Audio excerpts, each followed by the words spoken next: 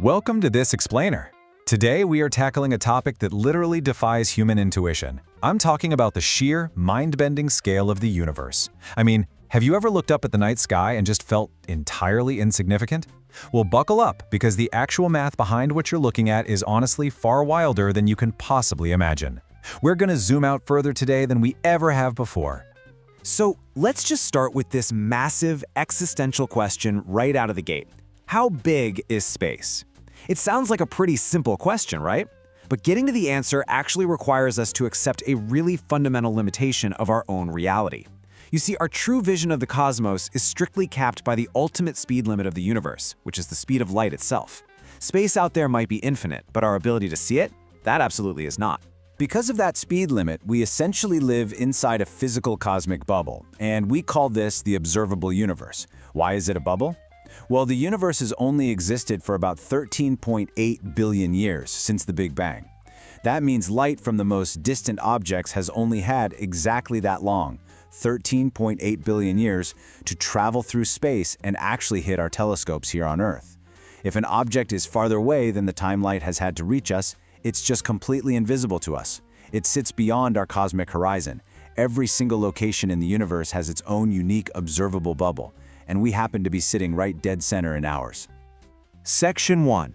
The Observable Universe, our cosmic bubble. Now, if light has only been traveling for 13.8 billion years, you'd probably assume the radius of our bubble is 13.8 billion light years, right? Well, it's actually 46.5 billion light years in every single direction.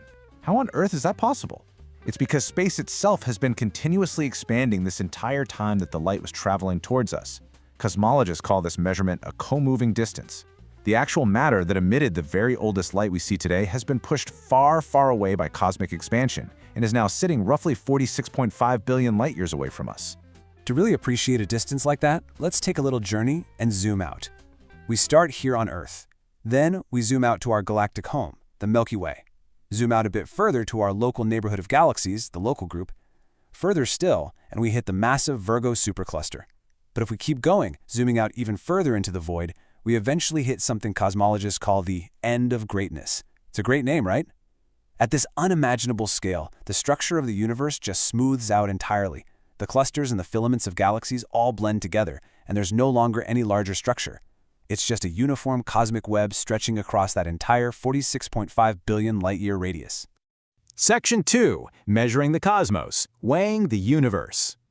Okay, so if the radius is 46.5 billion light-years, that means the absolute diameter of the observable universe is roughly 93 billion light-years across. Just try to picture a sphere that is 93 billion light-years wide. That is the ultimate hard boundary of everything humanity can currently observe, study, or even theorize about based on visible evidence. So what's actually floating around inside that massive 93 billion light-year sphere? Well, it's estimated that there are as many as 2 trillion individual galaxies floating within our visible space. 2 trillion. And remember, our own Milky Way is just one of those, and it's considered fairly typical. Let's break this down a level deeper.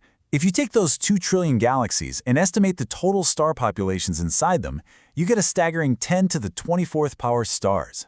That is a 1 followed by 24 zeros. And this brilliantly illustrates one of my absolute favorite facts about space. There are more stars in the observable universe than there are grains of sand on all the beaches of planet Earth. Seriously, think about that the next time you hold a handful of sand at the beach. Every single grain you're looking at is a sun somewhere out in the void, in potentially the center of its very own solar system. Now, let's deliver the final numerical punch here. If we take all that ordinary matter, we're talking all those stars, all those planets, all the interstellar gas, and break it down to its absolute most basic component, we get the Eddington number. This is the estimated total number of hydrogen atoms in our observable bubble, and it sits at roughly 10 to the 80th power. It is a number so ridiculously large that the human brain literally did not evolve to comprehend it. But here is a massive twist. All those 2 trillion galaxies, all the stars outnumbering the sands of Earth, all 10 to the 80th power atoms, they only make up 4.9% of the universe's total critical density. That's the total mass and energy of the universe. Less than 5%. Everything we have ever seen, touched, or interacted with is just a tiny fraction of reality. The remaining 95% is made up of dark matter at 26.8% and the mysterious expanding force of dark energy at an overwhelming 68.3%. We are basically just a tiny, tiny sliver of cosmic dust floating in a very dark ocean. Section 3. Beyond the horizon. Past the edge. Let's contrast what we can currently see with what actually exists out there. On one side, we have our observable universe, 93 billion light-years wide, strictly bounded by the speed of light.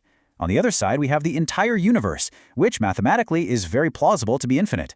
According to the theory of cosmic inflation, which suggests space expanded exponentially right after the Big Bang, the post-inflation universe is vastly larger than our visible bubble. If these models are correct, the true universe is at least 3 times 10 to the 23rd power times larger than what we can currently see. No evidence exists to suggest that the boundary of the observable universe constitutes a boundary on the universe as a whole.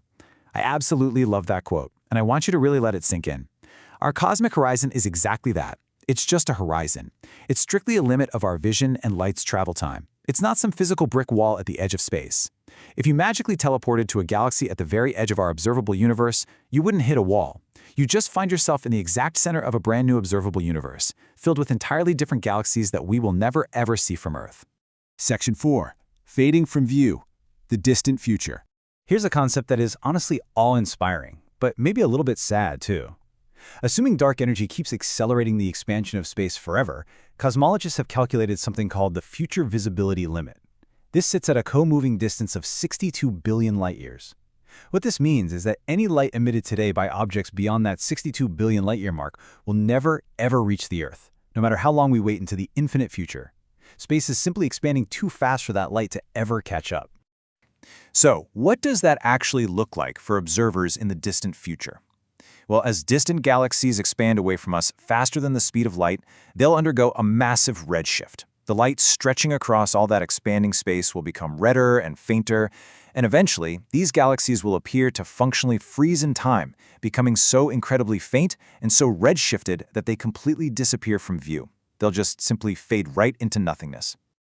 This creates a profoundly strict boundary for humanity. On one hand, we have the reachable universe. These are galaxies within about 16 billion light-years of Earth. If we left today, traveling at the speed of light, we could theoretically reach them. But then we have the unreachable universe. Any galaxy currently further than 16 billion light-years away sits beyond a cosmic event horizon. Space is expanding so rapidly between us and them that even if we traveled at the absolute maximum speed limit of the universe forever, we could never physically reach them. They're just forever locked away. Which leads me to this final, really provocative thought I want to leave you with today. We're sitting in a temporary, fleeting window of cosmic observation.